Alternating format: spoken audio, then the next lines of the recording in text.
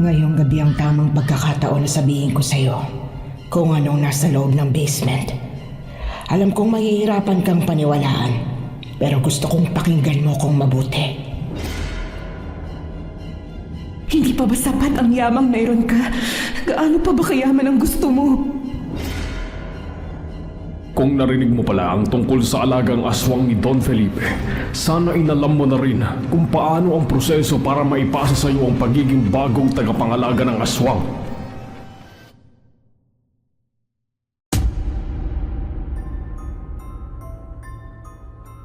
Ang tsismis ay isang uri ng usap-usapan na kadalasan ay haka-haka lang ng mga taong may mapanghusgang mga mata.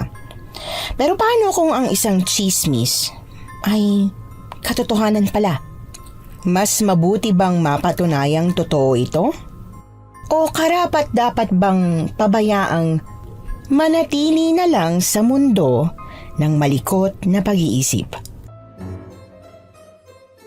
Ganyan po ang tema ng ating kwento ngayon. Pero bago ang lahat, kung bago ka pa lang dito sa channel, please like, subscribe, and hit the notification bell para updated kayo sa bawat kwentong ilalabas. May bago tayong storya 3 hanggang 4 na beses sa isang linggo. At ngayon, para sa tampok nating kwento.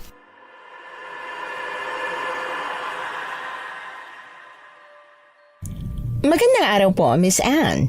Ako nga po pala si Kyla, isang probinsyanang hindi mapangarap sa buhay. Ang gusto ko lang ay yung magkaroon ng simpleng buhay, malusog na pangangatawan at makasama ang nanay ko sa matagal na panahon. Pero sa hindi ko inaasahang pagkakataon, may malalaman akong isang lihim na matagal ng usap-usapan sa baryo namin. Isang lihim na inakala ng lahat na isang tsismis lang. Kayla, anak! Nandiyan ka ba sa kusina? Opo, Nay. Nagluluto po ako ng hapunan natin. Bakit po? Pakikuha naman ako ng tubig. Ito po, Nay. Salamat, anak. Kung ayos lang sa'yo, pwede bang gawan mo ako ng salabat mamaya para mabawasan naman tong pangangati ng lalamunan ko? Nay, hindi na po yata magagamot ang salabat yung ubo niyo. Dapat po yata ipa-check up na natin yan. Lagpas ng 2 linggo na eh. Naku, wala ito. Sobrang kati lang talaga ng lalamunan ko. Baka dahil sa alikabok. Kung kati nga lang po ng lalamunan, edi sana magaling na po yan ng 1 linggo. Pero Nay, hindi eh. Ang tagal na po. Paabutin niyo pa po ba yan ng lagpas 1 buwan? Hindi naman sa ganon. At saka, pakiramdam ko, hindi naman to tatagal ng hanggang 1 buwan. Ramdam ko gumagaling na. Ay naku, Nay. Ayaw niyo lang po talagang umalis dahil hindi mo maiwanan ang bahay ni Don Felipe. Ano po bang meron doon? Ang chismis may aswang daw na nanirahan doon. Ay, hewan ko sa'yo, Kayla. Ay, nagpapapaniwala ka na naman sa chismis na yan. Ay, walang aswang. At saka maayos ang pakiramdam ko.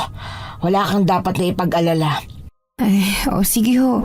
Pero kung sakali man po na hindi yan gumaling sa susunod na linggo, ako na po mismo ang magdadala sa inyo sa ospital, ha? Oo na. Kilala ko naman ang sarili ko. Sige na ho. Magpahinga muna po kayo sa sala. Matatapos na itong niluto kong sinabawang isda. Bago ka matulog, Nay, gagawa po kita ng salabat. Tahimik na bumalik si nanay sa sala habang ako naman ay nagpatuloy sa pagluluto ng ulam. Ilang araw na akong nag-aalala sa ubo niya, lalo na tuwing gabi.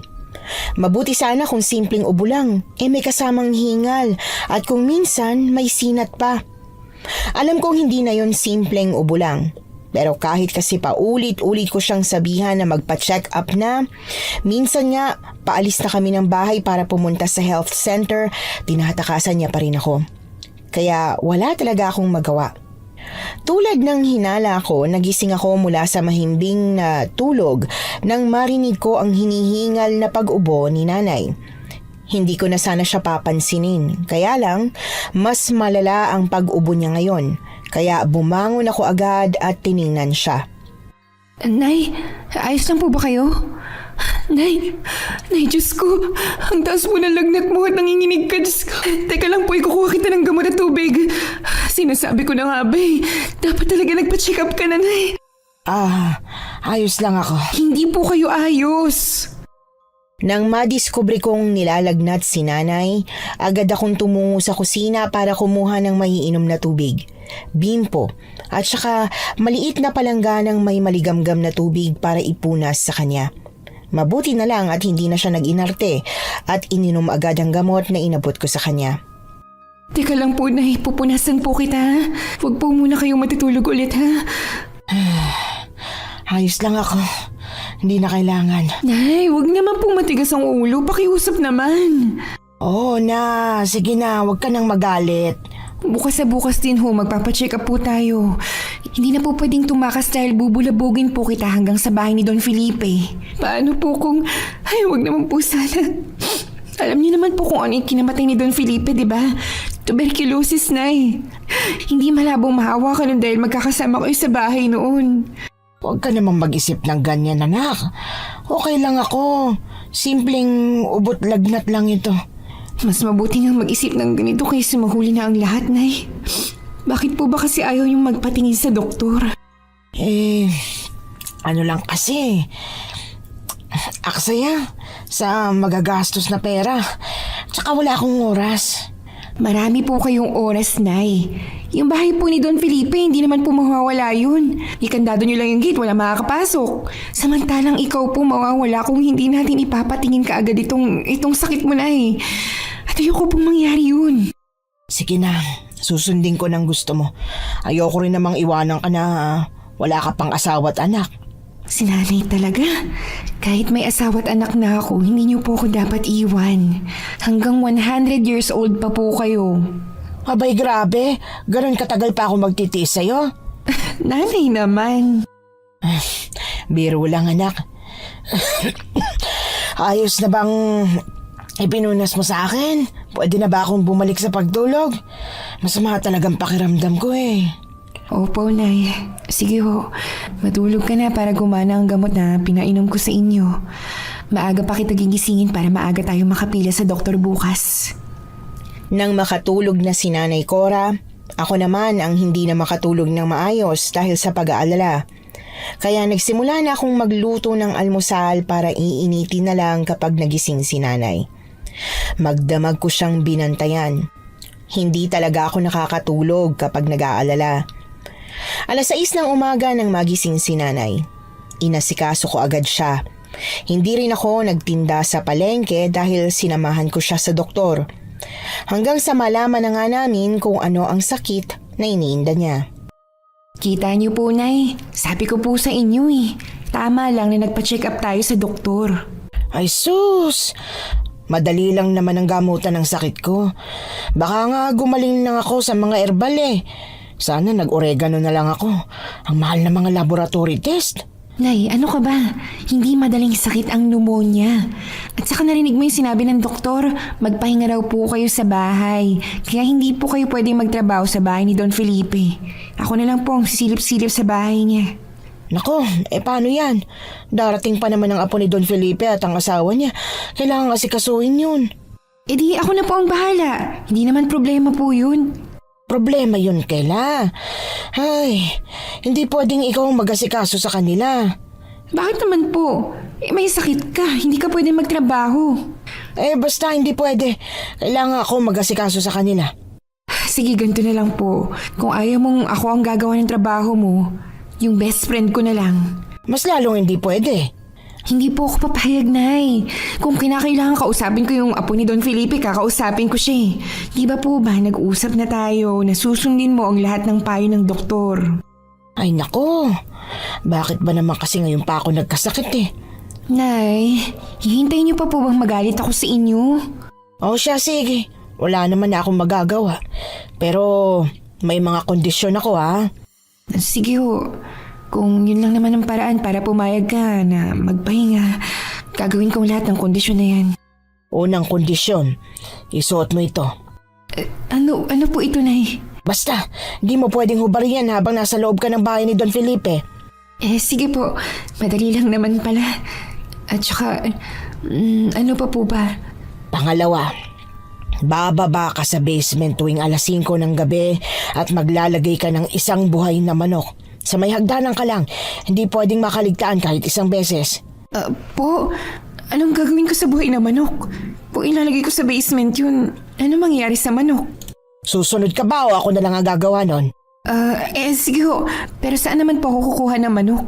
Ihahatid ni Jose ang manok sa tamang oras. Diretso mo ka agad sa basement pagkabot niya. Ay naku na, kinakabahan naman po ko sa inyo eh. Mas kabahan ka kapag hindi ka nakapaglagay ng manok. Isa pa pala. Huwag kang pumasok sa basement. Sa hagdan lang. Ihagis mo yung manok. Tapos isara mo agad yung pinto. Ilak mo. May alaga po bang anaconda o kaya naman buwaya si Don Felipe sa basement niya? Basta, makinig ka na lang sa lahat ng bilin ko. Dahil kung hindi, talagang malilintikan tayo. Sige ho. Yun lang po ba? Wala na po bang ibang bilin? Wag na wag mong sasabihin kahit na kaninong tungkol sa paglalagay mo ng manok sa may basement, ha? Si Jose, ako, at ikaw lang ang nakakaalam. Kahit po ba sa apo ni Don Felipe? Kahit sa apo pa niya, lalong-lalo na sa kanila. Sige po, yun lang naman pala. Basta magpapahinga po kayo na maayos sa loob ng 1 linggo siya nga po pala, ilang araw po ba yung apo ni Don Felipe doon? 5 araw sila. At tsaka nga pala, baka Ingleserong mag-asawang yun dahil sa Amerika nakatira. Magbabakasyon lang sila. Ay naku naman, mapapasabak pa ako sa English nito. Paano po yan? Kahit hindi perpektong Ingles mo, basta't nagkakaintindihan kayo, ayos na yun. Napakamot na lang talaga ako sa ulo. Hindi ako nag-alinlangang gawin yung lahat ng mga kondisyon ni nanay. Pero yung makikipag-usap ako ng Ingles, doon ako biglang kinabahan. Mabuti na lang talaga at hindi na nangulit sa akin si nanay. Nanahimik na siya sa bahay buong araw habang ako naman dumiretso na sa hasyenda ni Don Felipe kung nasaan ang bahay niya. Kailangan ko raw kasing maglinis at lagyan ng laman ang frigidaire para kapag dumating yung mag-asawa, hindi na mahirapan pa. Pagkarating ko doon, naabutan ko si Mang Jose na abala sa pagpapakain sa mga manok. Oh, Kayla, mabutit nandyan ka na. Magandang hapon po, Mang Jose. Kumusta nga palang nanay mo? Napacheck up mo na ba siya? Opo, yun nga, nalaman po namin kung ano ang sakit niya. Oh, ano raw ang sakit niya? Pneumonia raw ho. Mabuti na nga lang at naagapan pa dahil kung hindi, magiging TB na raw yun. Ay, Diyos ko po. Yan na nga bang sinasabi ko sa kanya eh. Napapansin ko na malala na ang ubo niya pero wala eh. Matigas talaga ang ulo. Mabuti at napilit mo siya. Mabuti nga ho talaga dahil nagagalit na rin ako sa kanya. Matitiis niya bang galit ako sa kanya, di ba po? Siyempre hindi. Ikaw ang nag-iisang anak niya. Siya nga po pala. Ang sabi ni nanay may kailangan daw po akong ilagay sa frigidaire kaya pinapunta niya ako dito. Oo. Tara, tutulungan na kita. May mga inihabilin lang yung apo ni Don Felipe. Tumawag siya kanina eh. Ganun po ba? Mabuti na at kumpleto ang hasyenda, no? Grabe, kahit wala na si Don Felipe, tumatakbo pa rin ang hasyendang ito. Ganun talaga kapag mayayaman. Kaya nilang magbayad sa mga tauhan kahit patay na sila. Isa pa yung nagmana nitong hasyenda.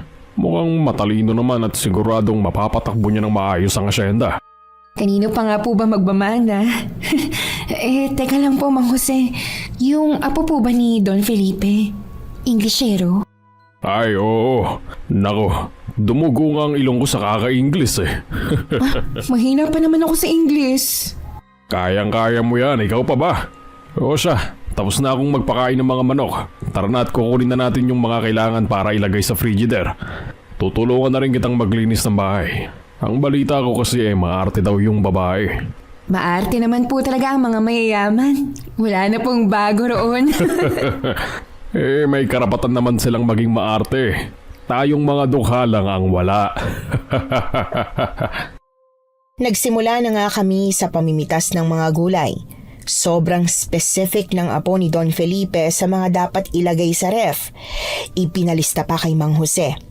May mga pinabili pa ito na wala sa loob ng hasyenda kaya kinailangan pa naming mamalengke.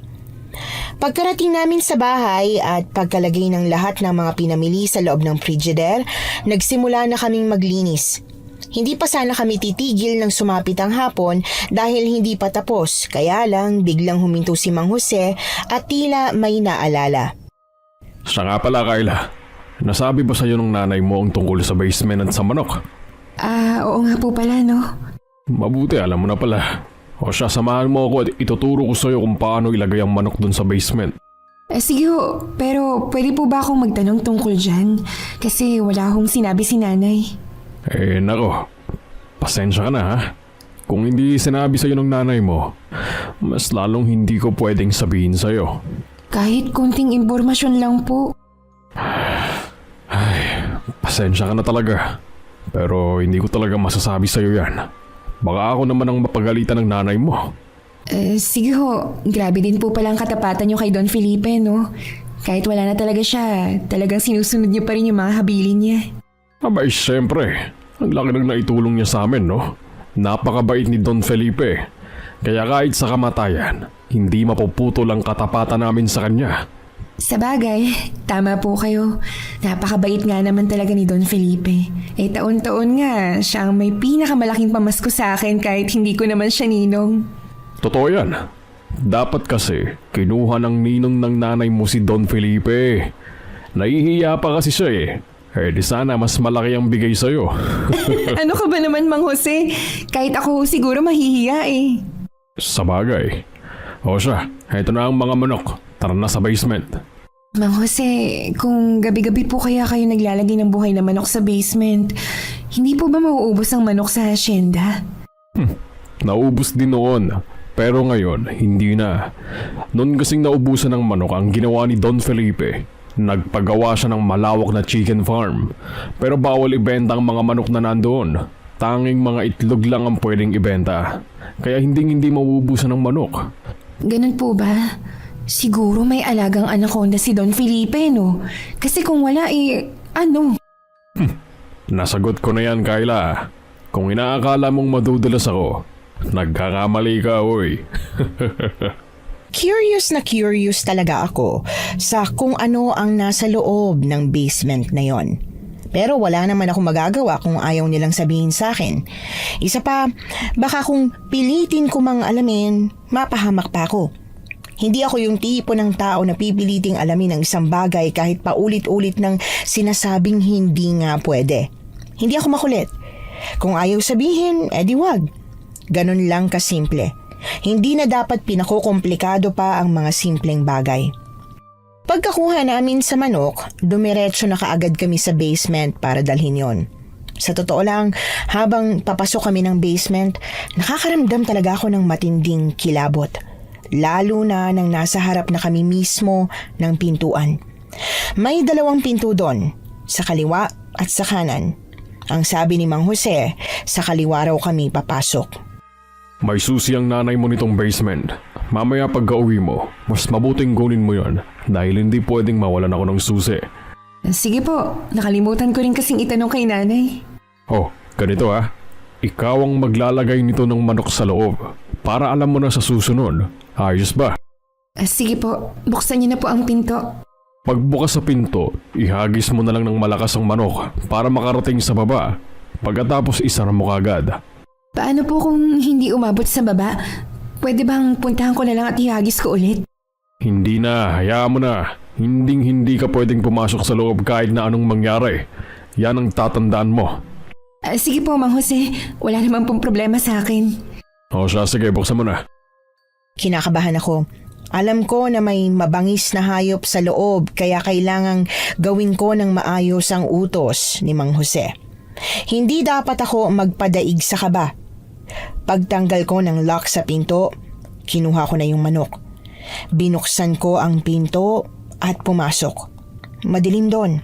Tanging ang maliit na bombilya lang ang nakasindi. Humugot akong muli ng malalim na hininga. Kaya lang, nang ihahagis ko na sana ang manok, bigla na lang itong pumutak ng pumutak. Pilit itong kumakawala sa akin. Natuka pa ako. Kaya napatili ako sa sobrang gulat. Kayla! Ihagis mo na yan, bilisan mo! Teka lang po, baka magkamali po ako ng hagis. Bilisan mo na, ihagis mo na yan, Kyla!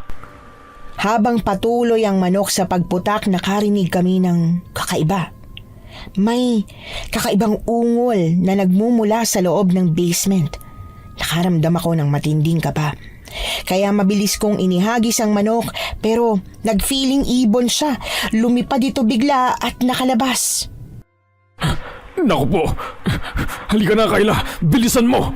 Pero wala po tayong nailagay na manok. Hayaan mo na! Lumabas na tayo, bilis! Nang dahil sa pagkataranta ni Mang Jose, nadamay na ako. Hinawakan niya ang braso ko at hinatak palabas ng basement. Pero bago ako makalabas, may nakita kong pares ng kulay pulang mga mata. Sakto namang isinara ni Mang Jose yung pinto sa kayo ni Locke. Mula sa kanyang bulsa, naglabas siya ng isang maliit na plastik ng asin at saka ibinudbod yon sa may pinto. Bago siya tumayo ng diretsyo at saka ako binalingan ng atensyon. Ako na ang bahala rito. Hindi ka na pwedeng pumasok. Po, pero isang beses lang naman po ako nagkamali. Hayaan niyo po at aayusin ko na sa susunod. Hayaan mo na. Basta't ako na lang ang bahala habang wala ang nanay mo. Ano po ba talaga kasi yung hayop na yun? Parang takot na takot po kayo. Isipin mo na lang na isang buhaya na kapag nakalabas ang buhaya sa lungga niya, siguradong kakain ka niya. Sige ho, ganun po pala talaga siya kabangis. Tara na, hanapin na natin yung manok. Teka lang po. Ang sabi po kasi ni nanay, hindi raw pwedeng palampasin ng isang gabi na hindi naglalagay ng manok. Paano po yan? Hindi pa tayo nakapaglagay. Ako nang bahala mamaya. Anong oras na rin pala umuwi ka na. Basta bukas agahan mo ha. At maaga ang dating ng mag-asawa. Sige ho, pasensya na ho kayo Mang Jose ha. Hindi ko po talaga sinasadya yun. Trabaho ko po dapat pero kayo po tuloy ang gagawa. Kaya mo na. Isang linggo lang namang mawawala ang nanay mo eh. Maliit na abala lang ito sa akin. Huwag kang mag-alala. Nahihiya talaga ako kay Mang Jose. Pero sa kabilang banda, sa tingin ko tama rin naman na siya na lang talaga ang gumawa kesa naman mapahama kaming dalawa. Nang banggitin ko kay nanay ang nangyari, sumang-ayon din siya sa desisyon ni Mang Jose na para bang iisa lang ang iniisip nila. Mapapahama ka lang. Ngayong si Mang Jose na magpapakain sa basement. Wala ka ng dahilan para pumunta ron na. Oo naman po, walang problema sa akin. Kaya ko namang hindi pumunta. Huwag mo ring hahayaang pumunta yung mag-asawang bisita sa basement. Po, bakit naman po? Basta't sundin mo na lang ang billing ko sa'yo. Pero nay, di ba sila po ang may-ari ng bahay? Kaya kung sakali man napupunta sila sa basement, anong sasabihin ko? Ano pong magagawa ko kung magpumilit sila sa akin? Wala naman silang susi kaya hindi nila yun mapipilit. Ang tao, naku-curious kapag ipakita mong may interesanteng bagay. Kaya wag mo ipahalatang may kung ano sa basement ha. Naintindihan mo ba ako ha anak? Opo, nay. Paano naman po ako? Paano naman po yung curiosity ko? Ganun na lang po ba yun? Hindi po ba pwedeng sabihin mo ni sa akin ng totoo? Kilala kita, Kayla. Siyempre, anak kita eh. Alam ko na hindi mo ipipilit na alamin ang bagay na ayaw ipaalam sa'yo. Nagkibit balikat na lang ako sa sinabi ni nanay at hinayaan na lang. Wala rin naman talaga akong pakialam. Nung sumunod na araw, maaga pa lang ginising na ako ni nanay. Ang dami niyang habilin sa akin na inilista ko na lang lahat sa isip ko. Simpleng bagay lang naman ang mga yon kaya tinandaan ko na lang ng gusto yung mga pinaka-importante at hinayaan yung iba. Nag-abang kami ni Mang Jose sa harap ng gate nang paparating na ang mag-asawang bisita. Isang magarbong kulay pulang kotse ang dumating lulan ang mag-asawang magbabakasyon dito sa bahay ni Don Felipe. Pagbaba nila pareho, napansin ko kaagad yung babae. Blonde ang kanyang buhok at may kulay asul na mga mata. Habang yung lalaki na apo raw ni Don Felipe, gwapo at halatang mayaman. Good morning. Are you Mang Jose? Hi, yes sir, I am. Where's Aling Cora? She's not here, sir. She got sick, So, this is her daughter, Kyla. Kyla is made for today, sir. If okay with you. Are you okay, sir? Yes, I'm okay with that, Mang Jose. Anyway, I'm Michael, and this is my wife, Emma. Nice to meet you too. I hope we'll get along while we stay here. Nice to meet you po, Sir Michael and Ma'am Emma. Anyway, could you please bring us to our room? Mang Jose, ano raw po? Kakargahin ba natin sila papunta sa kwarto nila? Ganun po ba talaga katamad ang mga mayayaman? Ano ka ba? Hindi nila alam kung saan ang kwarto nila. Sir, this way please. I will get your bag, sir, ma'am. So, you can walk properly. The bag is heavy, right? And, go, follow, Mang Jose. Diyos mio, ano ba naman to? Okay, I'm exhausted and I badly wanted to rest. Napakamot na lang ako sa ulo nang sundan na nila si Mang Jose papasok sa loob ng bahay. Bit-bit ang mga gamit nilang sobrang bibigat, sumunod na ako sa kanila. Hindi ko alam kung kakayanin ko ba ang isang linggo kasama ang mga Ingleserong ito pero bahala na lang talaga si Lord. Habang silang tatlo ay nakaakyat na kaagad sa pangalawang palapag ng bahay, ako naman ay hirap na inaakyat ang mga gamit nila. Muntik pang mahulog yung isa, mabuti na lang talaga at maagap ako. Nahablot ko kaagad yung hawakan bago ito mahulog. Oh, Kayla, ano nangyari sa'yo? Bakit hirap na hirap ka dyan? Ang bigat naman po nito, Mang Jose. Pwede po bang tulungan mo ko magbuhat? Sus, bakit mo ba kasi binubuhat ng ganyan? Paano po ba? Ay, Diyos ko. Akin na. Kinuha nga niya sa akin ng isang bag. Pagkatapos ay may hinatak siyang bakal sa likod. Simpleng ibinaba niya lang sa hagdan ng bag at saka inangat ito gamit ang hawakang bakal ng walang kahirap-hirap. Oh, gawin mo rin. May bakal po? Bakit ganito ang bag nila? Ay nako, ang inosente mo talagang bata ka. Maleta kasi ito kaya may ganito. Ay Diyos ko naman, hindi ka pa ba nakakakita ng maleta? Hindi pa po Ngayon alam mo na. Oh, gayahin mo na ang ginagawa ko. Teka, ayan. Oo nga po, no. Mas madali nga talaga. Ay, sabi ko sa iyo Wow! Ang galing oh! May gulong pala talaga to. Oo, kasi ginawa talaga ang mga maleta para sa mga mabibigat na gamit. Ay nako naman Kayla, hindi kasi kita nakita kanina Nahirapan ka sigurong buhatin to, no? Nahirapan nga po ganun talaga kapag mahirap, ignorante. Kung sa bagay. Oh, ayan nandito na tayo sa pangalawang palapag. Atakin mo na lang yan sa kwarto nila. Pagkatapos ipagluto mo raw sila ng adobong manok na may patatas. Namiss daw kasi ni Sir Michael ang adobo. Wow! Kumakain siya ng adobong manok?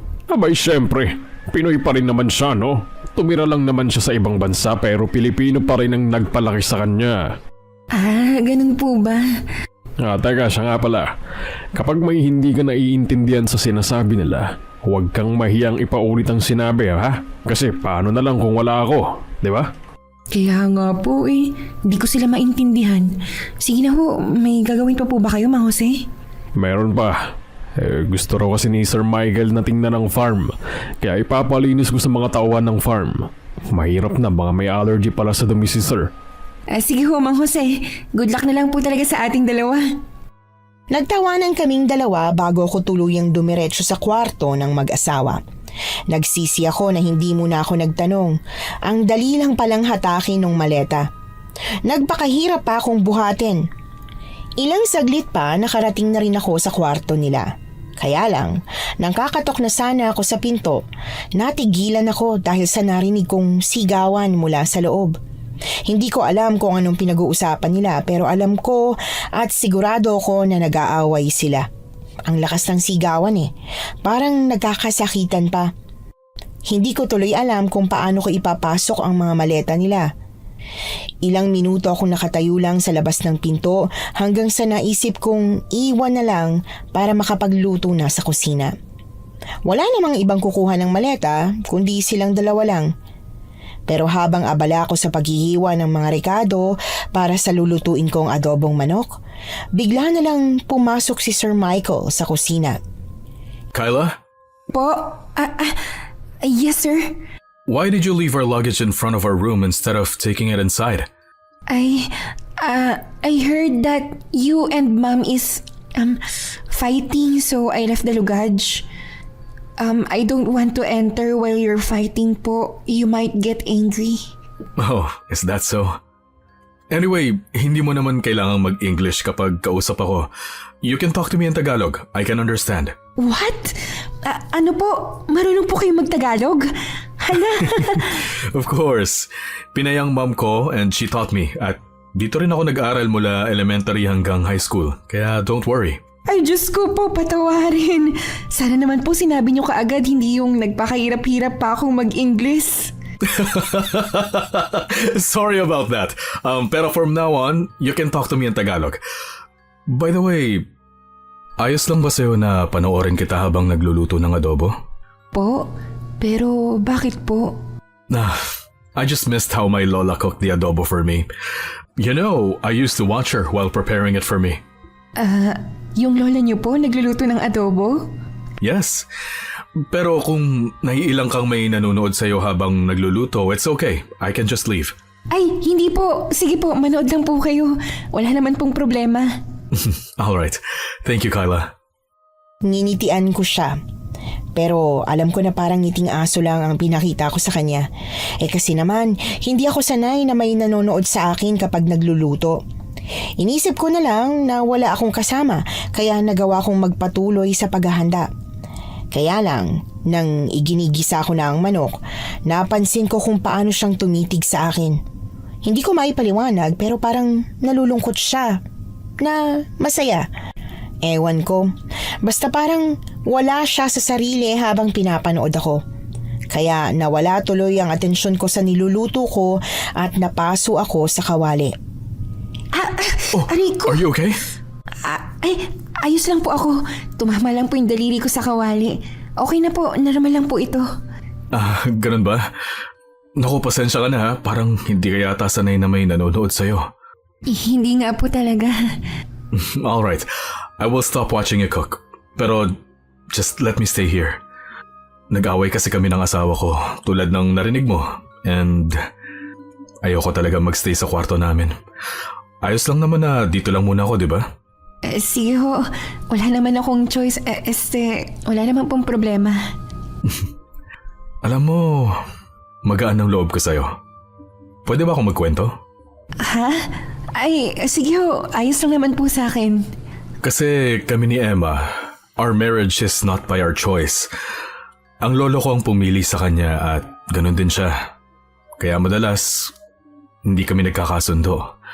Ang bakasyon namin dito is just to see the house of my grandfather, nothing more. Talaga ho?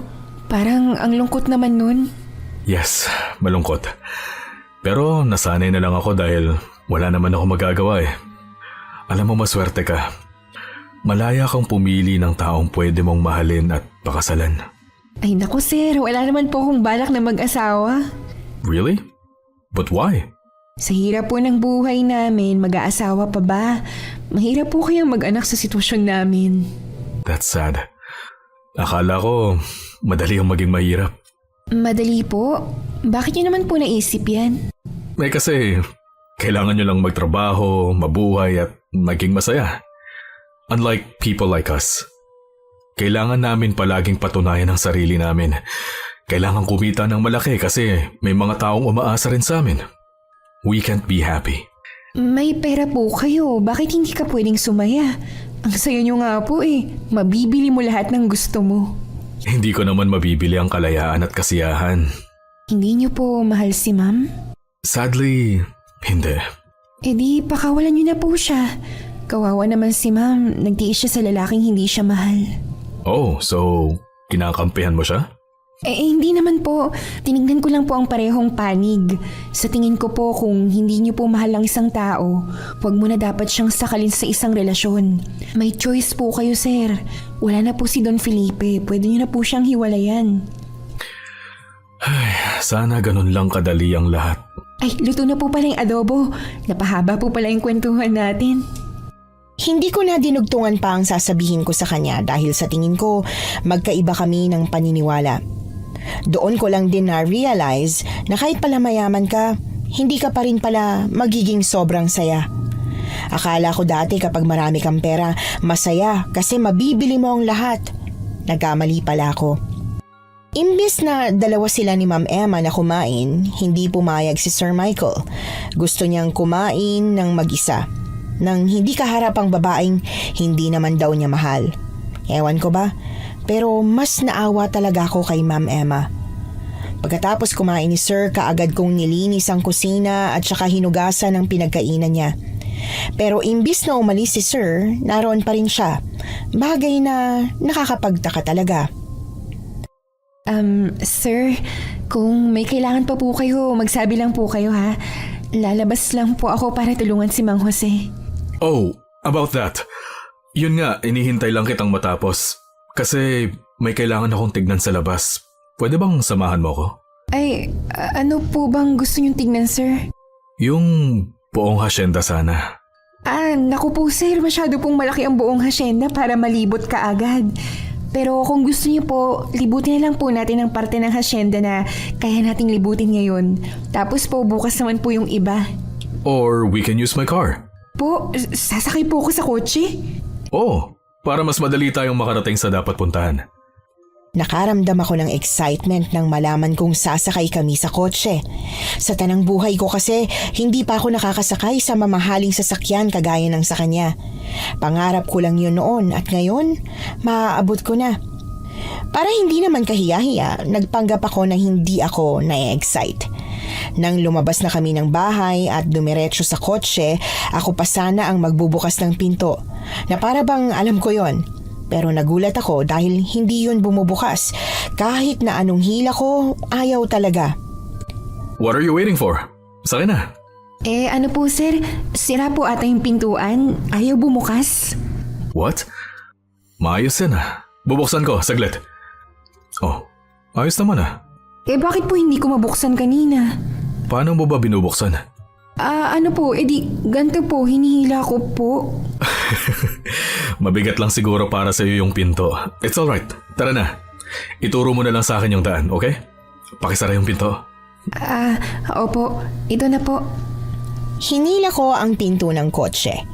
At dahil sa takot na baka masira, dahan-dahan ko lang yung isinara. Kaya lang, napailing si Sir Michael sa ginawa ko na para bang mali. At imbis na paandarin kaagad ang kotse, lumapit pa siya sa akin para lang isara ng maayos ang pinto. Taliwas sa ginawa ko, nilakasan niya yon. Galit ba siya? Sir, sorry po. Ano po kasi, first time ko pong sumakay ng kotse na ganito. I know, and it's okay. Huwag kang mahiya na sabihin sa akin. Nakakahiya nga po talaga kasi baka kung anong isipin mo. Ano namang iisipin ko? Ewan ko po. Don't think too much, Kyla. Ayos lang yan. Mas nakakahiya nga kung magpapanggap ka, di ba? Sa bagay, oo nga po.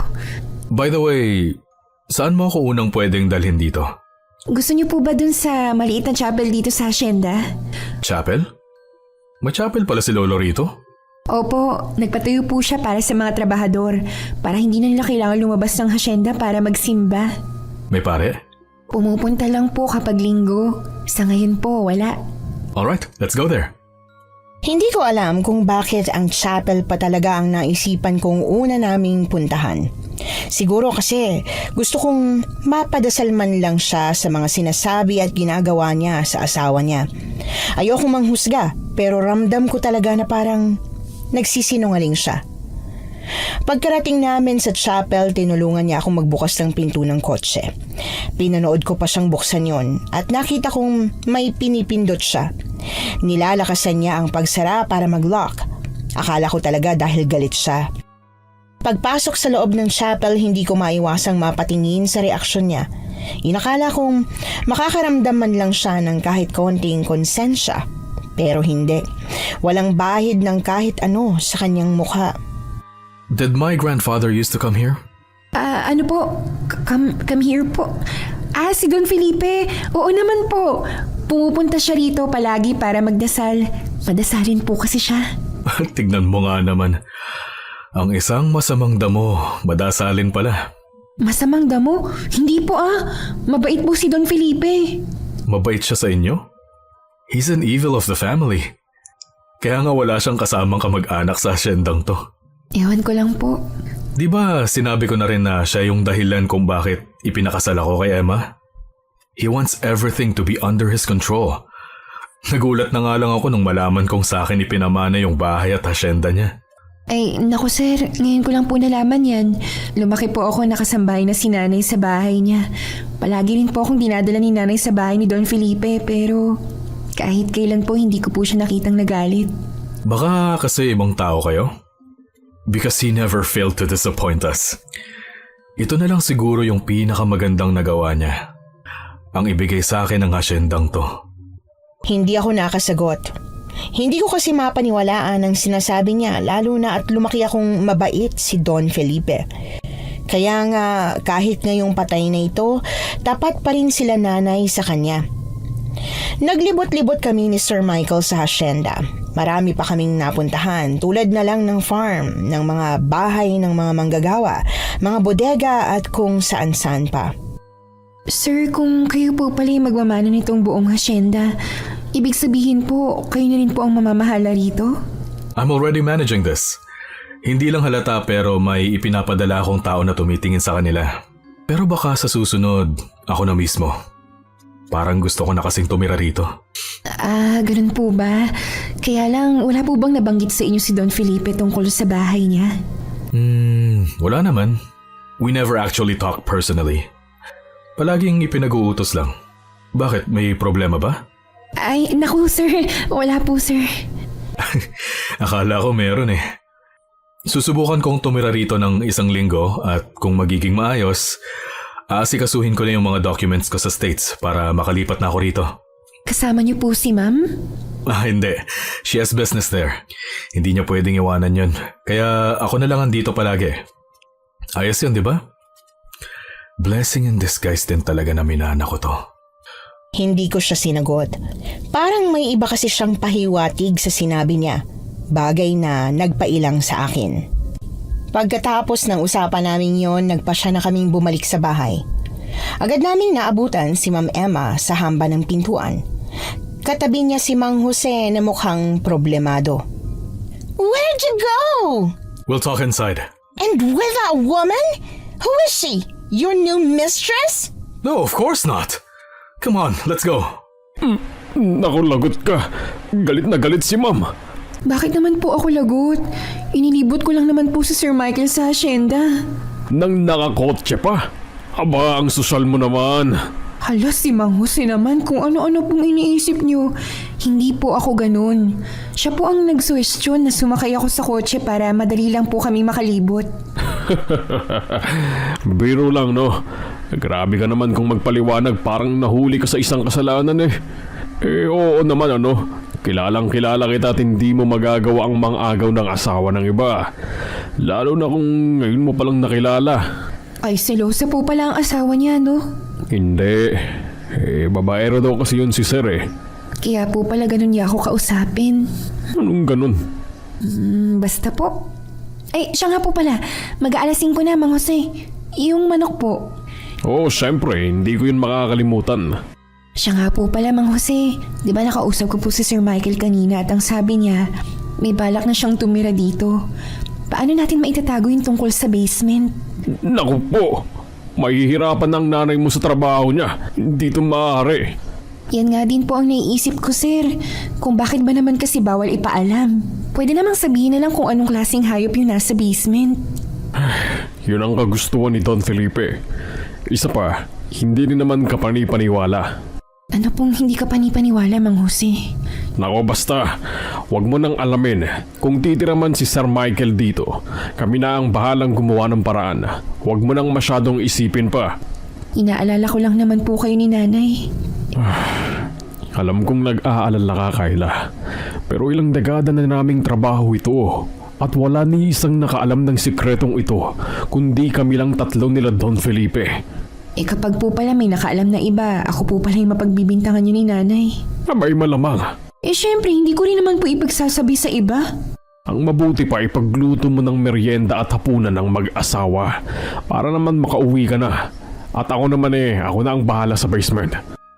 Agad pumunta si Mang Jose sa manukan para kumuha ng manok na dadalhin niya sa basement. Habang ako naman, pumasok na sa loob ng bahay para tanungin ang mag-asawa kung ano ang merienda at hapunan nila. Yun nga lang, nag-aaway pa rin sila. Kaya wala akong nagawa kundi manghula na lang ng mga lulutuin para sa kanila. Pagkatapos ay umuwi na ako. Hindi ko maiwasang isipin kung paano ba ang buhay nilang dalawa bilang mag-asawang puro na lang away. Kaya talagang natatakot akong mag-asawa dahil din sa mga sitwasyon na gaya ng sa kanila. Kayla, kumusta ang pagtatrabaho mo ron? Yung mag-asawa, kumusta sila? Napagsisilbihan mo ba ng maayos? Wala bang naging problema?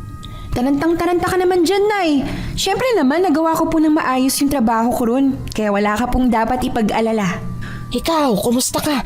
Hindi ba dumugo ang ilong mo sa pag-i-Ingles? Si Nanay naman walang tiwala sa akin. Siyempre po, hindi dumugo. Anong akala mo sa akin, hindi marunong mag-Ingles? Aray ko, Nay. Seryoso ako rito tapos ganyan ka kung sumagot. Yun na nga po Masyado po kayong seryoso dyan. Ayos naman po ang lahat. Hindi na po kailangan mag-alala. Isa pa, nagtatagalog naman po pala ang apo ni Don Felipe kaya hindi ako nahirapan.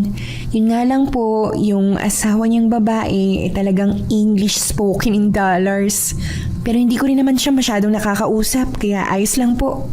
Ay, mabuti naman kung ganun. Kinabahan ako Akala ko kung ano nang nangyayari. Nay, maayos naman po ang lahat. Isa pa, nandun naman si Mang Jose para alalayan ako. Ay, mabuti naman. Kumusta palang ugali ng apo ni Don Felipe? Mabait ba? Hindi ko po alam na Hindi naman ako sa nanghuhusga, pero iba yung pakiramdam ko sa kanya. Parang hindi po siya mabait pero mabait siyang makipag-usap. Ano ibig mo sabihin? Ayusin mo ang pagpapaliwanag. Sisimplehan ko lang po, Nay. Away po sila ng away ng asawa niya. Ikinuwento ko kay nanay ang lahat ng mga napansin ko sa mag-asawa. Wala akong pinalagpas na detalye dahil gusto kong malaman niya ang lahat. Gusto kong malaman niya na mukhang babaero si Sir Michael, na sinisiraan niya si Don Felipe at higit sa lahat, parang nilalandi niya ako. Baka naman asumera ka lang, anak. Ay, Nay, hindi po Alam ko po kung nagpapapansin sa akin yung lalaki o hindi. Kung ganun, umiwas-iwas ka ha. Oo naman po. Hindi ako papatol sa may asawa na, no? Mabuti kung ganun. Lalo pa at mukhang hindi pala siya mapagkakatiwalaan. Mukhang isa siya sa mga tinutukoy ni Don Felipe. Tinutukoy na alin po? Kumain na tayo. Lalamig ang niluto kong ginisang gulay. Nay naman, ganito po ba kayo lagi? Palagi nyo na lang pong binibitin yung impormasyon na sinasabi nyo. Sana po hindi nyo na lang binanggit sa akin. Nadulas lang. Balang araw, ipapaalam ko rin naman sa iyo ang lahat. Pero sa ngayon, magtiis ka muna at huwag mong hayaang lamunin ka ng kuryosidad. Napakamot na lang ako sa ulo. Habang tumatagal kasi, imbis na wala akong pakialam, parang nagiigting ang kagustuhan kong may malaman. Hindi naman ako ganito noon, pero ewan ko ba, sino ba naman ang hindi mangangating malaman kung paulit-ulit na babanggit? Gustuhin ko mang piliting alamin, ayoko namang mapahamak tulad ng sinasabi ni Nanay Cora at Mang Jose. Sa mga sumunod na araw, mas napatunayan kong nilalandi nga ako ni Sir Michael. Madalas gusto niya akong isama sa paglilibot sa hasyenda imbis na ang asawa niya. Si Ma'am Emma naman tahimik lang, palaging nasa loob ng bahay at nagbabasa ng libro. Ni ayaw nitong sumama sa amin dalawa ng asawa niya. Mabuti na nga lang at hindi niya na ako pinagsesilosan. Sir, ayaw po ba talagang sumama ni Ma'am Emma sa paglilibot? Hindi siya mahilig lumabas ng bahay. Mas gusto niya magbasa ng libro. Ganun po ba? Sayang naman po. Hindi nga dapat siya sasama dito kung hindi lang siya pinilit ng mother-in-law ko. May mga ganung tao pa pala. Ayaw lumabas ng bahay. Sigurado naman akong gusto niyang lumabas ng bahay. Yun nga lang, mas gusto niyang kasama yung mga taong komportable siya. Ibig pong sabihin, hindi siya komportable sa atin. Exactly.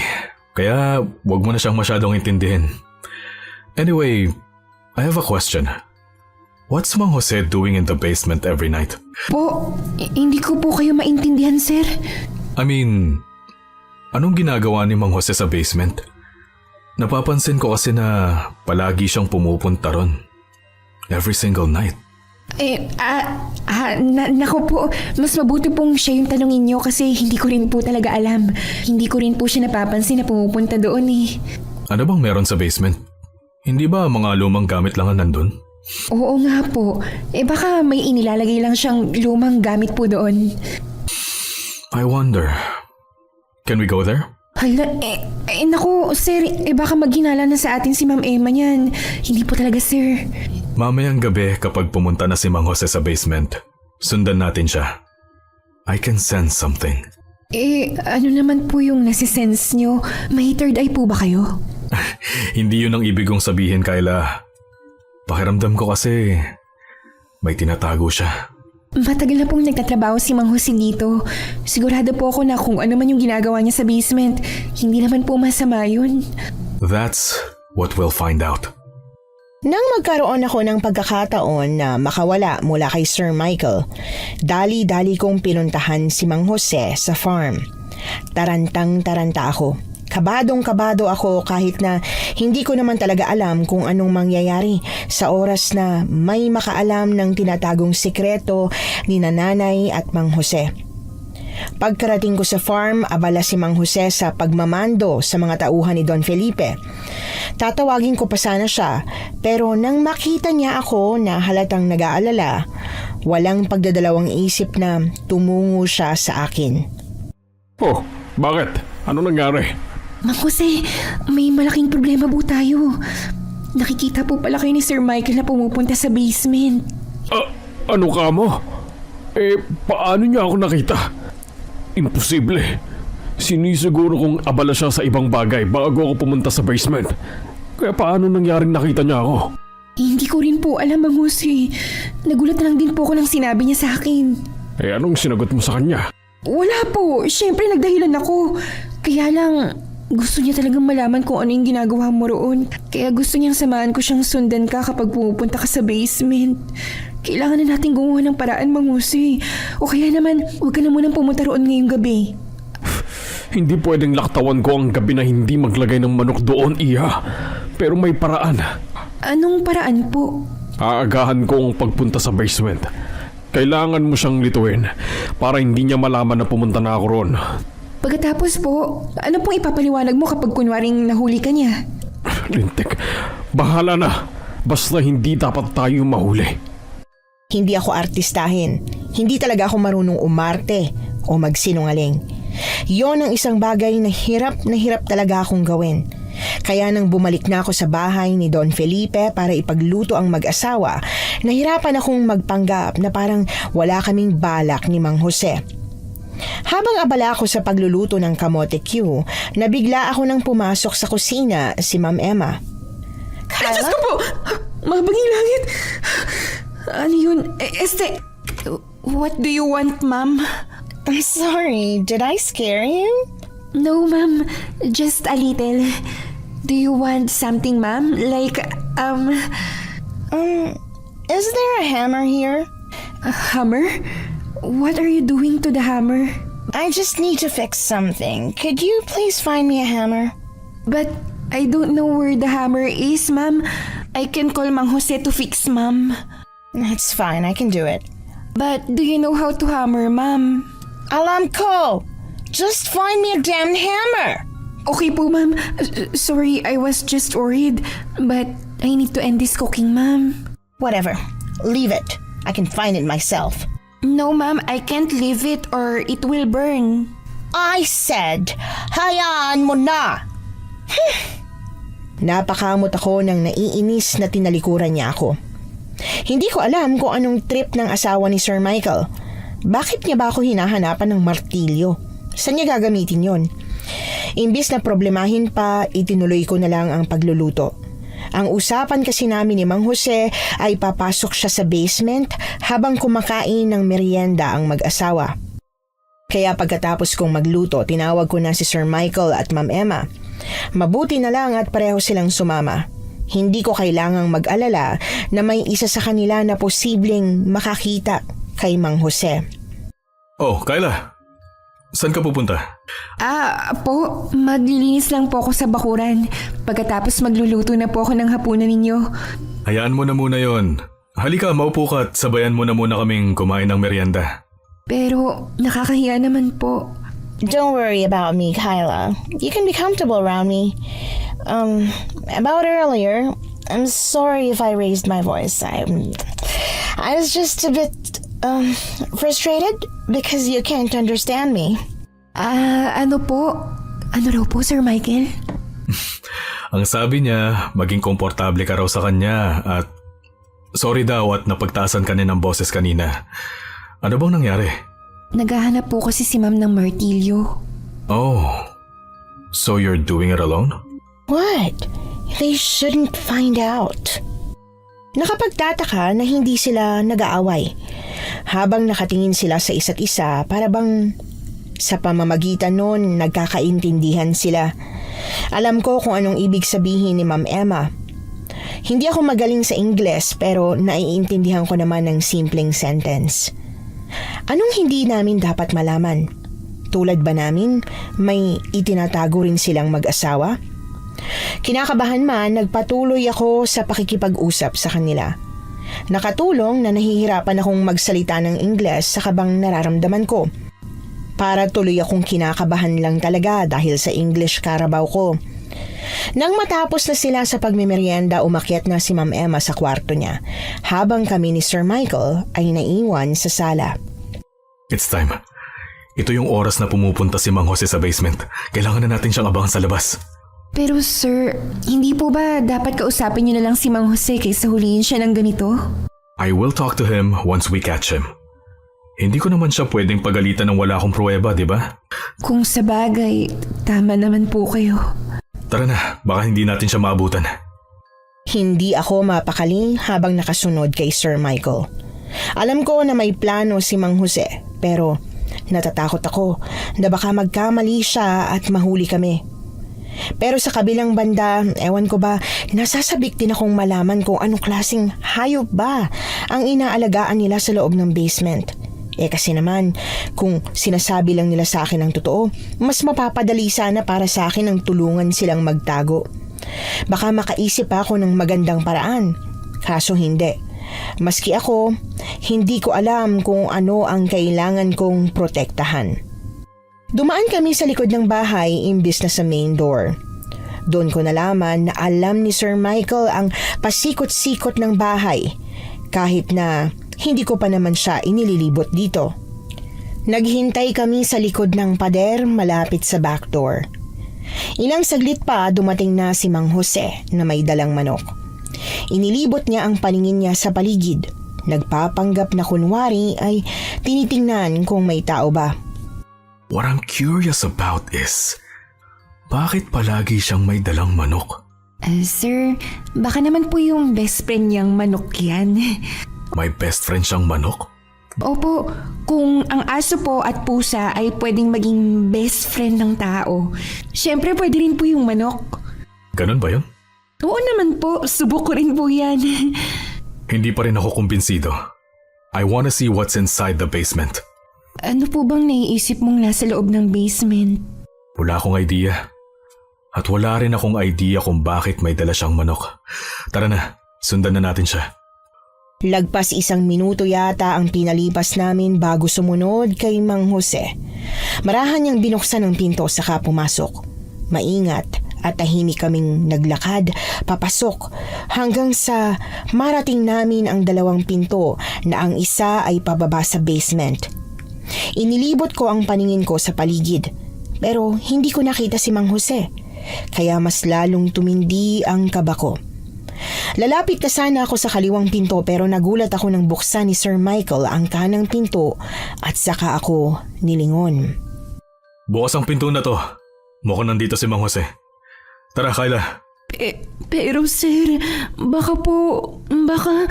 Ano pang hinihintay mo? Kailangan ko pang kumprontahin si Mang Jose. Sir, hindi ka po pwedeng bumaba dyan. Delikado po. What are you talking about? Kung ayaw mong bumaba, ako na lang. Pero sir, Sir Michael! Hindi ko na nagawa pang pigilan si Sir Michael nang dire-diretso na siyang bumaba sa basement. Habang ako naman hindi na mapakali. Namamawis na ang mga kamay ko sa sobrang takot na baka kung ano ang mangyari sa kanya. Hindi ko na alam kung anong gagawin ko hanggang sa narinig ko na ang boses niyang kinakausap si Mang Jose. Dahil doon, dali-dali akong bumaba ng hagdan. What are you doing here, huh? Sir Michael, Anong tinatago mo rito? Magsabi ka ng totoo! hindi po ako nagtatago ng kung ano, sir. Ano ba ginagawa mo rito, ha? Ang totoo po niyan, kasi po, Bibigyan kita ng pagkakataong magpaliwanag. Pero hindi ka pwedeng magsinungaling. Kailangan mong sabihin sa akin ang lahat. Sir Michael! Sir, kumalma lang po kayo.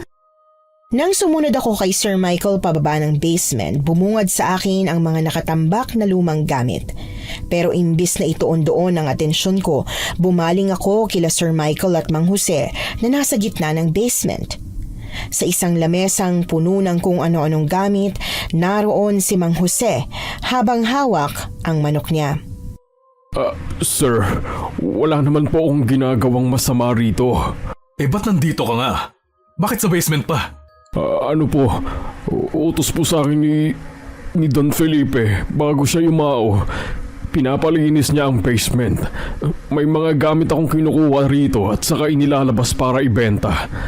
Kung gusto niyo po ng pruweba, may bank account po na nakapangalan kay Don Felipe kung saan idinideposito ko po ang mga ipinagbibentahan ng mga gamit na narito.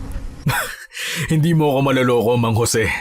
Kung ganun, bakit palagi kang may dalang manok? Sir, ito po kasing alaga kong manok ayaw humiwalay sa akin. Kahit nga po sa pagtulog, kasama ko ito eh. Sabi ko naman po sa inyo, sir, best friend niya po yung manok na yan. Sana sa susunod magsabi ho kayo. Hindi yung kung ano-ano pang naiisip kong ginagawa mo rito. I thought I'm gonna find the... Ano po yun, sir? Wala. Basta sa susunod magsabi ka sa akin. Kyla, thank you for joining me. Akit na ako. Sige po, sir. Kaagad na umakyat si Sir Michael palabas ng basement habang kami naman ni Mang Jose ay naiwan doon. Ilang minuto pagkatapos makaakyat ni Sir Michael, binalingan ko ng tingin si Mang Jose. Muntik ko nang makalimutan na may isa pa po palang pinto. Oo. At dito itinatago ni Don Felipe ang mga mahalagang gamit niya. Kaya hindi totoo na ibinebenta ko ang mga narito. Kung ganon, paano po yung bank account na sinabi mo kanina? Ay nako, wala yon. Mayroong bank account na binuksan si Don Felipe para sa ibang bagay bago siya namatay. Pero sikreto yun. Ang importante sa ngayon, ayos na ang lahat. Tara na, umakyat na tayo. Siya nga po pala, Mang Jose. May napansin po pala ako sa asawa ni Sir Michael. Ano yun? Kanina po habang nagluluto ako, hinahanapan niya po ako ng martilyo.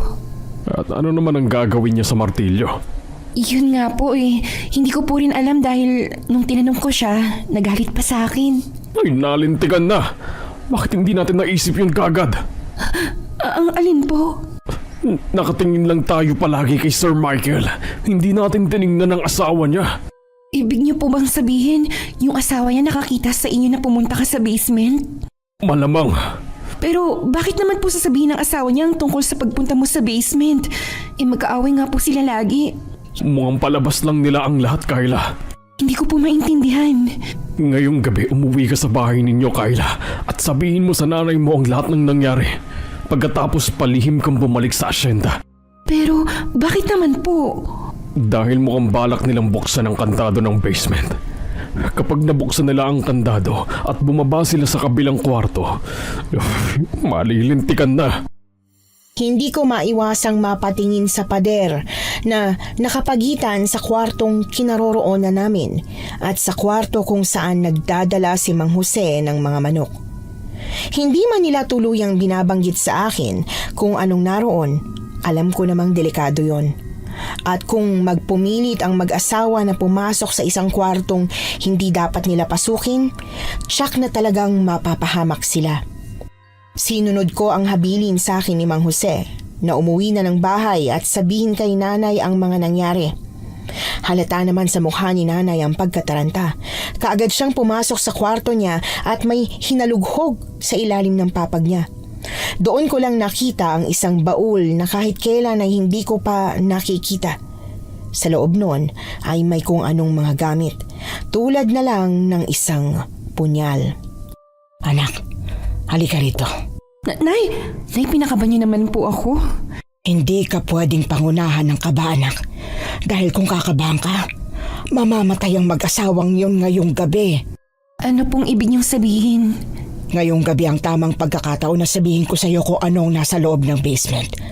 Alam kong mahihirapan kang paniwalaan, pero gusto kong pakinggan mo ko ng mabuti.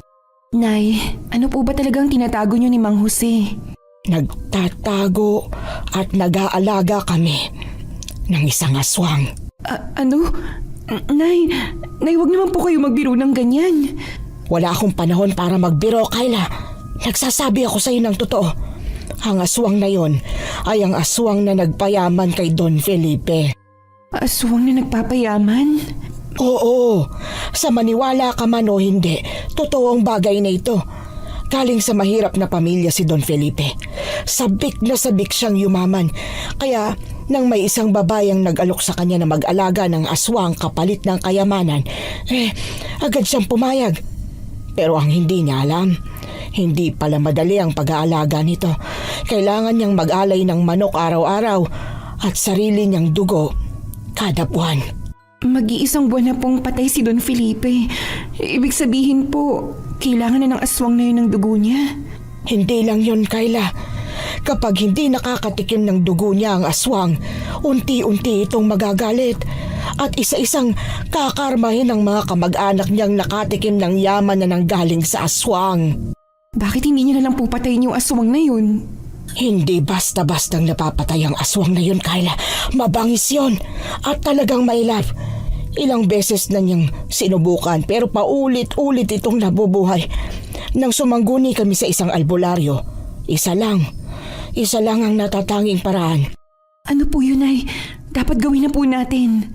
Yon ay ang saksakin ng aswang diretso sa kanyang puso gamit ang punyal na ito.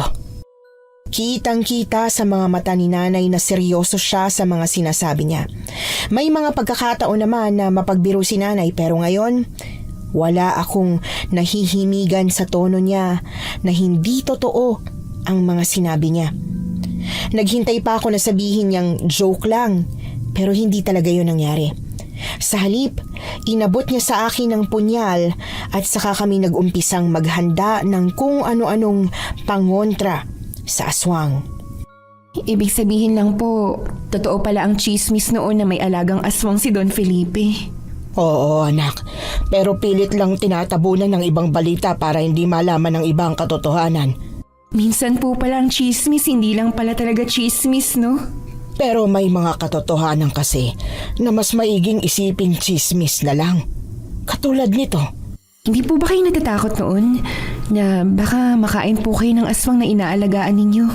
Kakainin lang naman ako noon pag gutom siya. Kaya nga hindi pwedeng kaligtaan ng pagkain niya. Kaya dapat araw-araw may buhay na manok. Pero napapansin namin ni Jose na parang nagsasawa na ito sa manok.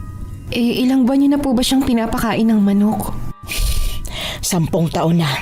Nay naman ikaw kaya ang pakainin ng paulit-ulit na putahe sa loob ng 10 taon. Hindi ka ba mauumay ng ganun? Yun ang sinabi ko kay Don Felipe noon. Pero ang sabi niya, mas mabuting iisang pagkain lang ang pinakakain namin doon kaysa matuto itong maghanap ng ibang lasa. Sabagay, tama naman po si Don Felipe. Ayos ng lahat, anak. Narito sa loob ng bag na ito ang mga kakailanganin mo para mapatay ang aswang. Ano po? Ako ang papatay sa aswang? Oo, sino pa ba? Ano po ang alam ko sa pagpatay ng aswang, Nay? Hindi po ba dapat kayo ni Mang Jose? Mahina ng pangangatawan ko. Bukod doon, may sakit pa ako. Sinong gagawa? Ikaw lang ang may kaya. Wala akong choice kundi ang sundin si nanay. Kabadong-kabado ako pabalik sa hasyenda. Nag-isip ako ng plano kung paano ko mapapatay ang isang aswang na kahit kailan hindi ko pa nakita. Paano kung pangit pala yung aswang? Baka pangunahan ako ng takot at kainin niya akong bigla. Hanggang sa kakaisip ko, tuluyan akong nakarating sa bahay ni Don Felipe. Nakaabang na kaagad si Mang Jose sa likod ng bahay, halatang hinihintay ako. Bakit ang tagal mo? Narinig kong naghahanap na sila ng martilyo. Pasensya na ho, Mang Jose. Nag-iisip po ako ng plano. Binigay na ni nanay ang aking punyal na gagamitin pamatay sa aswang at ang sabi niya, ako raw ang papatay sa aswang. Ano ka mo? Naku, hindi pwede. Masyado ka pang bata para gawin yun. Ako na ang papatay sa aswang. Pero, Mang Jose, mahina na po ang tuhod mo. Nilalait mo ba ako, ha? Hindi naman po sa ganun, Mang Jose naman, oh. Ano lang kasi, alam naman natin na hindi ka na bumabata. Alam mo na... Kayang-kaya kong patayin ang aswang. Akin ang punyal. Ako ang papatay sa kanya. Naku, hindi na po. Ako po ang inutusan ni nanay, kaya ako po ang gagawa. Hindi. Kailangang ako ang... Natigilan kami sa pagtatalo nang makarinig kami ng malakas na kalabog na nagmumula sa loob ng bahay. Kaya walang pagdadalawang isip na tumakbo kami patungo sa direksyon na yon. Agad namin silang hinanap pero hindi namin sila makita. Sinilip namin kung naroon ba sila sa kwarto, maging sa kusina, pero wala. Lintek na yan. Nasaan naman kaya ang mag-asawang yun? Kailangan natin silang balaan. Alam mo, Mang Jose, dapat nga noong una pa lang sinabihan na natin sila. Hindi ko naman kasi akalain na mangyayari ito. Akala ko magbabakasyon lang sila. Matagal na naming binabalak na patayin ang aswang na nasa basement na yan. Naudlot lang dahil sa pagdating ng mag-asawa. Sa tingin niyo po kaya may iba pang dahilan kung bakit nandito sila? Yun na nga. Mukhang hindi lang pala bakasyon ang sadya nila sa bahay na ito. Hindi kaya iniisip nilang may kayamanan dito? Napakagahaman naman nila sa pera. Sa tingin ko meron pang iba. Mang Jose, narinig mo yun? Si Ma'am Emma po yun. Mukhang sa basement yun ah. Nasa basement na ang mag-asawa. Dalian natin bago pa nilang madiskubre ang aswang. Dali-dali kaming tumakbo papunta sa basement. Pareho kaming natataranta, lalo na nang nagsisisigaw na si Ma'am Emma na parabang takot na takot siya. At nang makarating na kami sa pintuan pababa ng basement, nagulat kami sa eksenang natagpuan namin. Si Sir Michael. Imbis na tulungan ng asawa niya, itinulak niya pa ito papasok sa loob ng basement. Pagkatapos ay walang habas na ibinagsak ang pinto at inilak ito. Ang sumunod na eksena ay kahindik-hindik dahil sunod-sunod na atungal ng aswang at nakakaawang paghingi ng tulong ni Ma'am Emma ang narinig naming lahat. Sir Michael! Anong ginagawa mo sa asawa mo? Napakatribida niya kasi. Nung una hindi siya naniniwala sa akin na may tinatagong lihim yung lolo ko. Isang lihim na nagbibigay ng yaman sa kanya. Pero nilinlang niya ako. Naniwala pala siya at hinanap pa talaga niya. Pero hindi po yun yung dahilan para ipakain niyo siya sa aswang. Ayon sa narinig ko, kailangang mag-alay sa aswang bago siya magkaroon ng panibagong amo. Yun na yung alay ko sa kanya para mapasunod ko siya. Para ibigay niya sa akin ang yamang gusto ko. Hindi pa ba sapat ang yamang meron ka? Gaano pa ba kayaman ang gusto mo? Kayla gusto kong maging pinakamayaman sa buong mundo. At gagawin ko ang lahat para makuha lang ang yamang yon. Kahit pa ipakain ko ang lahat ng tao sa aswang na yon. Napakasakim mo, Sir Michael. Sakim ka. Nangangarap lang, Kayla. Subukan mo rin kasing mangarap para hindi ka habang buhay na dukha. Hindi bali ng dukha. Basta marangal na tao. Marangal ka nga, wala ka namang pera. Tsaka sigurado kong hindi lang ako ang gumagawa ng katarantaduhang to. Kaya hindi mo ka mapipigilan. Hindi pa man natatapos ni Sir Michael ang sinasabi niya, bigla na lang kumalabog ang pinto sa harap niya. Hindi lang yun basta simpleng kalabog, marahas yun at sunod-sunod. Tila gusto nitong wasakin ang pinto. Kung narinig mo pala ang tungkol sa alagang aswang ni Don Felipe, sana inalam mo na rin kung paano ang proseso para maipasa sa iyong pagiging bagong tagapangalaga ng aswang. Anong ibig mong sabihin? Hindi mo siya inalaya ng tao para maging bagong tagapangalaga niya. Binigyan mo siya ng pagkain na matagal na niyang kinasasabikan. At mukhang kulang pa ang pagkain binigay mo. Buwisit ka! Eh kung gutom pa pala siya. Halika rito, Kayla. Ipapakain kita sa kanya. Hindi! Bitiwan mo ako, Sir Michael! Wag! Nasisiraan ka na ng bait. Huwag mong gagawin yan. Pasensya na po kayo pero gagawin ko na. Marahas na hinatak ako ni Sir Michael at saka iniharang sa harap niya. Pilit akong kumawala sa pagkakahawak niya sa akin pero dahil malaki ang pangangatawan niya, wala akong nagawa nang sikmuraan niya ako. Habang namimilipit ako sa sobrang sakit, sinubukan din akong tulungan ni Mang Jose pero itinulak lang siya ni Sir Michael. Nakahanap ako ng tiyempo at nasiko ko siya. Ginawa ko yung pagkakataon para ibigay kay Mang Jose ang bag ko na kaagad din naman niyang kinuha. Anong laman ng bag na yan? Akin na yan!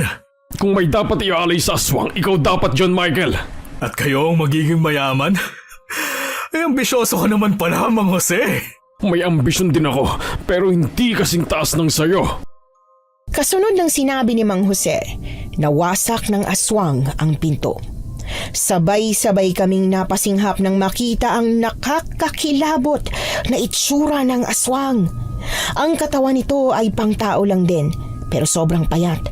May mahahaba siyang kuko, kulay itim na balat at kulay pulang mga mata. Pero ang mas nakakatakot doon ay ang sungay niya. Ang sungay niyang halos pang-demonyo na. Tumabay kayo. Ako nang bahala rito. Dahil sa labis na pagkabigla, hindi nakapalag si Sir Michael nang itulak kami ni Mang Jose. Pagkabagsak namin sa sahig, yun namang pagkakataon na sumugod ang aswang. Kaagad na umunday ng saksak si Mang Jose pero imbis na tumama yon sa puso ng aswang, sa braso lang yon tumama. Bago pa ako mahuli ulit ni Sir Michael, bumangon na ako at dinampot ang bag ko. Hinalughog ko ang mga bawang at asin na inilagay ni nanay at nang makita ko na, humarap ako kila Mang Jose at tumayo. Hinagis ko ang asin sa aswang na naging dahilan para maging iritable siya. Mang Jose, saksakin mo na ang aswang! Ito na! Hagisan mo pa siya ng asin! Handa na sana akong maghagis pa ng asin pero hindi ko na nagawa nang humarang bigla si Sir Michael at hinawakan ang kamay ko. Pagkatapos ay itinulak niya ako ng marahas. Ngumisi siya bago siya humarap kila Mang Jose pero huli na ang lahat. Anong nangyari? Bakit nagiging abo siya? Dapat pinutay ko na siya, Sir Michael. Wala na ang pag-asa mong maging pinakamayamang tao sa mundo. Buwisit ka, matanda ka! Buwisit ka! Sir Michael! Sir Michael, wag po! Ikaw naman ang papatayin ko! Papatayin kita! Nag-agawan sa punyal si Mang Jose at si Sir Michael. Nataranta ako. Hindi ko alam kung anong gagawin ko. Hindi ko naman pwedeng patayin si Sir dahil hindi naman ako kasing yaman niya. Kapag pinatay ko siya, siguradong kulong ang abot ko dahil wala akong pera. Kaya ang tanging paraan na naisip ko ay kunin ang buntot pagi. Naagaw ni Sir Michael ang punyal pero bago pa man niya mahampas si Mang Jose, nahampas ko na siya ng buntot pagi. Napahiyaw siya sa sakit. Kahit naman kasi hindi siya aswang, masasaktan pa rin siya dahil sa matatalas na tinik nito. Muli ko siyang hinampas kaya nilingon na niya ako at itinutok sa akin ang punyal. Pero maagap si Mang Jose. Pinatid niya si Sir Michael kaya nabitiwan nito ang punyal at tumalsik sa kabilang dulo ng silid. Kayla, tulungan mo kung itali siya. Sige ho, Mang Jose, pero wala akong maipang tali sa kanya. Yang buntot pagi, itali mo sa paa niya. Dali! Kaagad akong lumapit para igapos ang paa ni Sir Michael. Nahirapan man ako nung una dahil sinisipa niya ako. Nagawa ko pa rin dahil inapakan ko ang mga paa niya. Nahirapan kaming pakalmahin siya dahil talagang galit na galit siya. Hindi niya matanggap ang nangyari. Na ganoon kabilis lang namin napatay ang aswang na matagal inalagaan at itinago ni Don Felipe. Lumipas ang gabing yon. Kinabukasan ay dumating kaagad ang nanay ni Sir Michael. Ikinuwento ni Sir Michael ang lahat ng mga nangyari pero hindi siya pinaniwalaan ng nanay niya. Inakala nitong nababaliw na si Sir Michael at pinatay niya ang sariling asawa. Kapani-paniwala naman na siya ang gumawa dahil sa galit niya rito. Mang Jose, hindi ba nakakakonsensyang hindi na natin sinabi kay Mamang totoong nangyari? Na hindi naman talaga si Sir Michael ang pumatay kay Ma'am Emma at ang totoo tungkol sa aswang. Nakakaawa kasi siya. Nasa mental hospital kahit hindi naman talaga siya yung baliw. Naku Kyla, 1 taon na simula nang mangyari yon. Hindi mo pa rin ba naisip na tama lang ang nangyari sa kanya? Totoo man o hindi ang nangyari, baliw na talaga siya. Baliw siya sa pera. Tama ang sinabi ni Jose, anak. Hindi ka dapat makonsensya sa nangyari dahil lang tama lang yun sa kanya. Kung wala siya sa mental hospital, di nakagawa pa siya ng mas malalang bagay para lang maging pinakamayamang tao. Sa bagay, tama naman po kayo. Pero alam niyo po ang talagang ipinagtaka ko? Ano yun? Madali lang naman po palang mapatay ang aswang na yun. Pero hindi pinatay ni Don Felipe. Hindi niya pinatay dahil kung gagawin niya, maghihirap ang kanyang pamilya. Ngayon ko lang po na-realize na dati kahit parang sobrang lugi na, talagang hindi naghihirap ang hasyenda. Yun pala may itim na mahikang bumabalot doon. Pero aminin mo, Jose, nakakalungkot na unti-unti nang nauubos ang asyendang bumuhay sa atin, hindi ba? Tama ka, Cora. Kapag nalugi na ng husto ang asyenda, wala na akong ibang pagpipilian kundi ang umuwi sa pamilya ko sa kabilang baryo. May pamilya po pala kayo, Mang Jose? At syempre, ano akala mo sa akin, Ulila? Parang hindi nyo naman po nabanggit sa akin noon. At hindi ko rin po kayo nakitang nagbabakasyon. Sadyang delikado lang ako kay Don Felipe. Buong akala ko kasi habang buhay na akong nasa kanya. Ang perang galing sa masama, kailanman, hindi magiging tunay na kayamanan. Yan ang natutunan ko sa nangyari sa akin sa bahay ni Don Felipe. Ilang taon na ang nakalipas pero hindi ko talaga malilimutan ang karanasan kong yon, lalo na't hinubog din noon ang pagkatao ko. Siguro hanggang dito na lang po muna ang kwento ko, Miss Anne. Nawa ay may napulot po kayong aral sa kwento kong ito. Maraming salamat po sa pagbabahagi ng kwento ko and more power pa po sa inyong channel. Nagustuhan niyo po ba ang ating kwento ngayong araw? Kung oo ang sagot at hindi mo pa nagagawa, subscribe na.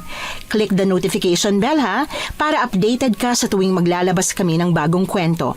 Click like at mag-iwan na rin ng comment. Masayang-masaya ako tuwing nagbabasa ng messages mula sa inyo. At kung may sarili kayong karanasan na gusto nyong ibahagi sa amin, email lang sa missanhorrorstories@gmail.com. Dire-diretso lang, missanhorrorstories@gmail.com.